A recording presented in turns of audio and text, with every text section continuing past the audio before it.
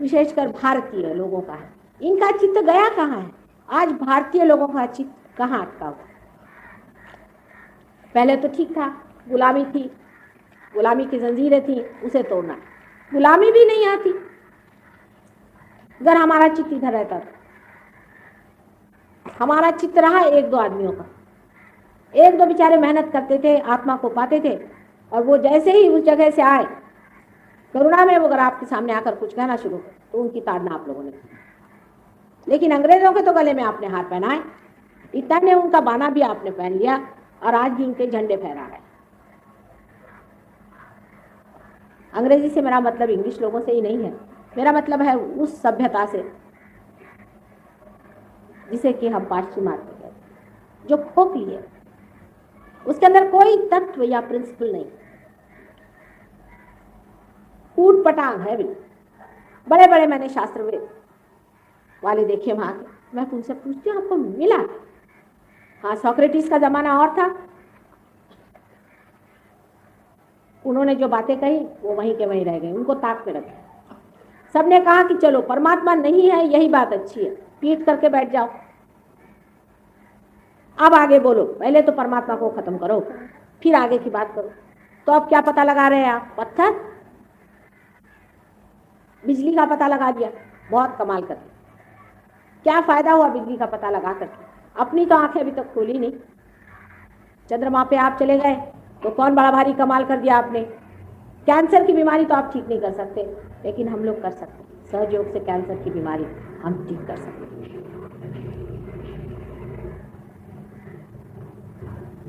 इतना रुपया वो लोग खर्च करते, इतना उपद्व्याप करके उन्होंने क्या दिया? शराब। और आज की उनकी सभ्यता जो उनके घरों को तोड़ रही, सबको बिठा रही है।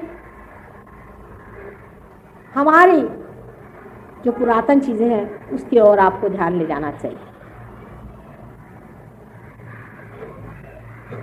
और सोचना चाहिए कि हमारे शरीर के बारे में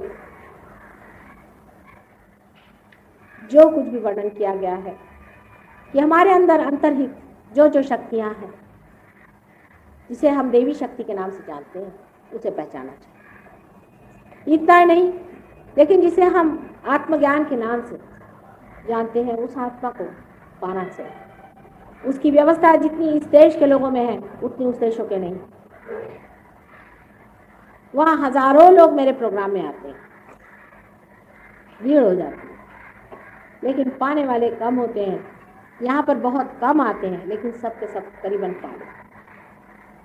कहते हैं ना कि दांत है तो चने नहीं, चने है तो दांत नहीं, वो हालत। यहाँ लोग आते ही नहीं, उनको फुर्सत नहीं है।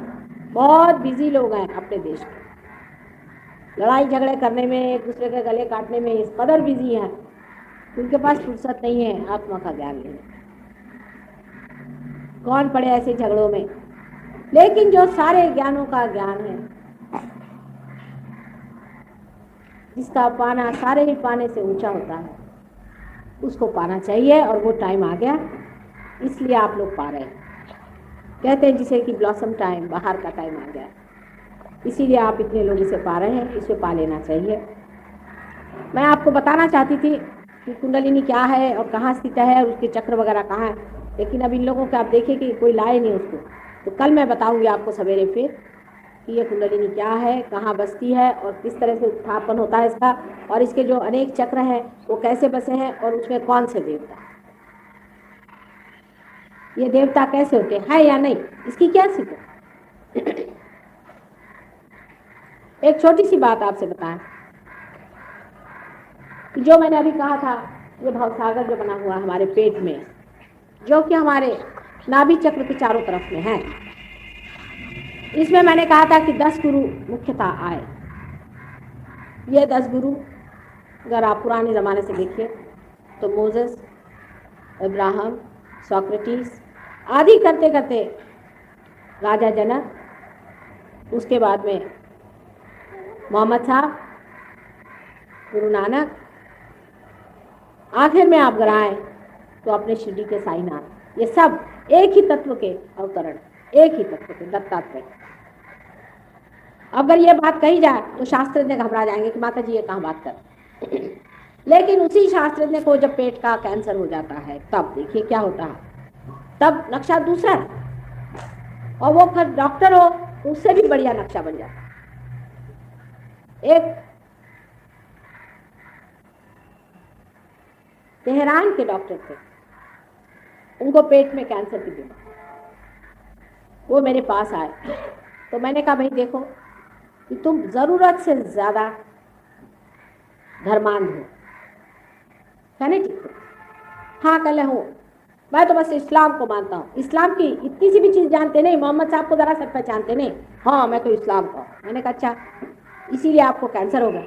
कहा क्या? मैंने कहा हाँ, इस तरह की कर्मठता से ही कैंसर की बीमारी पेट में हो जाती, बहुत बार हमने देखा। तो कहला अच्छा, तो मैंने कहा तुमसे मोहम्मद साहब खुद नाराज?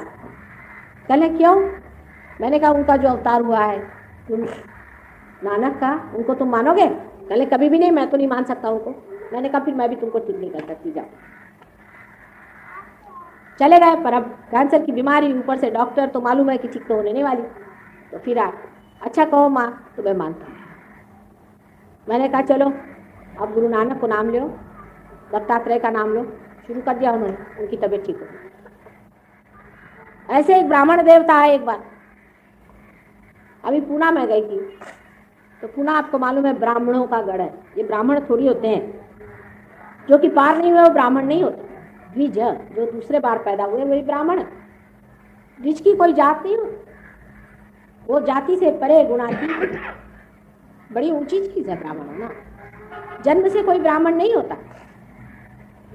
ये भी अलग अलग गलत फहमियां हमारे अंदर बैठी हुई कि हम जन्म से ब्राह्मण हैं, हम ब्राह्मण कुल में पैदा हुए तो हम ब्राह्मण हैं, और काम काहे का करते हैं? तो जूते बनाते हैं, जूते की फैक्ट्री है ब्राह्मण।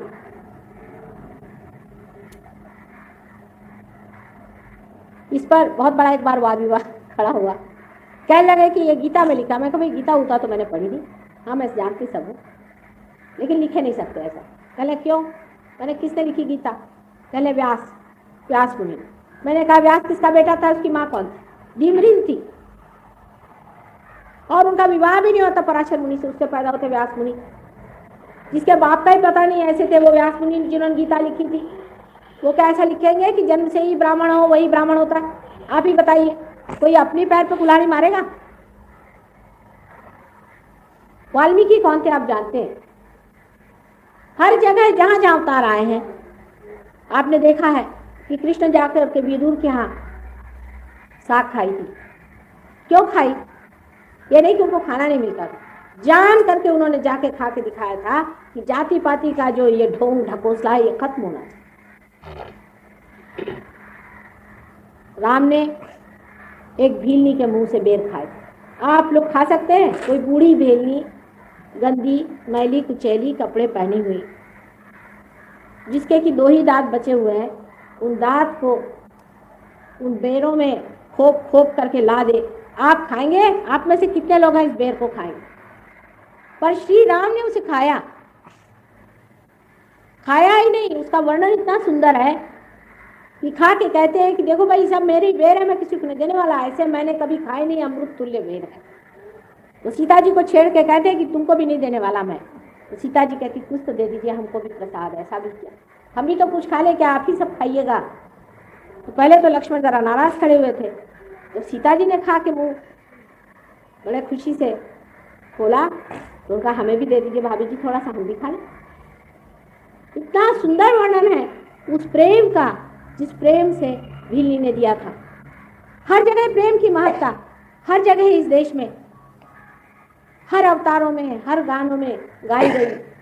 और हम लोग हैं कि अभी भी जातीयता लेकर के उसमें से इलेक्शन लड़ते हैं। मैं तो कहती हूँ कि इन लोगों का दिमाग खराब है कि जाति जन्म के अनुसार हो ही नहीं सकती, ये तो हर एक की प्रवृत्ति के अनुसार बनाई गई थी, जिसकी जैसी प्रवृत्ति होती है ऐसे कहते थे। जितने भी लोग सत्ता में खोजते थे परमात्मा को या आनंद को, उनको क्षत्रिय कहा जाता था, और इसी प्रकार जो ब्रह्म में परमात्मा को खोजते थे या ब्रह्म में जो आनंद को खोजते थे उनको ब्राह्मण कहा जाता। आप लोग ब्राह्मण क्योंकि आप परमात्मा को खोजते। सभी सहजियों से विनती है हमारे इस चैनल को सब्सक्राइब करके सहज को फैलाने में हमारी मदद करें। जय श्री माता जी।